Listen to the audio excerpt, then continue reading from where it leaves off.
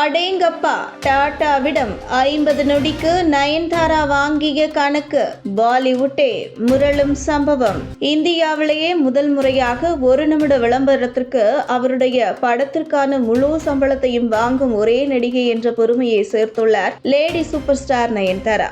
இவர் டாடா ஸ்கை நிறுவனத்தில் விளம்பரத்தில் நடிக்க ஒப்பந்தம் செய்யப்பட்டார். அந்த விளம்பரத்தில் நடிக்க அவர் 50 வினாடிகளுக்கு 5 கோடி ரூபாய் சம்பளம் பெற்றுள்ளார். இது அவரது ஒரு படத்திற்கான கட்டணம் என்று சொல்லப்படுகிறது. ரஜினிகாந்த், ஷாருக் கான், ஜெயராம், நாகார்ஜுனா, அக்கினேனி உள்ளிட்டோருடன் பணிபுரிந்த இந்தியாவின் அதிக சம்பளம் வாங்கும் நடிகைகளில் ஒருவர். சினிமா இண்டஸ்ட்ரியில் தனது ஆதிக்கத்தை செலுத்தி வருகிறார் நயன்தாரா என்று சொல்லப்படுகிறது. 2018ஆம் ஆண்டில் போர்ப்ஸ் இந்தியாவின் பிரபலங்கள் 100 பட்டியலில் இடம்பெற்ற ஒரே தென்னிந்திய முன்னணி பெண் நடிகை இவர்தான். இவர் 20 ஆண்டுகளில் 80 திரைப்படங்களில் நடித்துள்ளதுடன் பல விருதுகளையும் வென்றுள்ளார். தொடக்கத்தில் நடிகையாக வேண்டும் என்ற ஆசை இல்லாத நயன்தாரா ஆங்கில இலக்கியத்தில் பட்டம் பெற்றார். பின்னர் CA-வாக வேண்டும் என்று நினைத்த நிலையில் இறுதியில் சினிமாவில் நுழைந்து திரைப்படங்களில் நடிக்க ஆரம்பித்தார். நயன்தாராவின் வளர்ச்சி ஒரு கட்டத்தில் சரிந்ததாக அனைவரும் நினைந்த போது அவர் வலுவாக மீண்டும் ரீஎன்ட்ரி கொடுத்தார். அனைத்து பட தயாரிப்பாளர்களும் பெரிய ஹீரோக்களுடன் நடிக்க அவருக்கு வாய்ப்பு கொடுத்தனர்.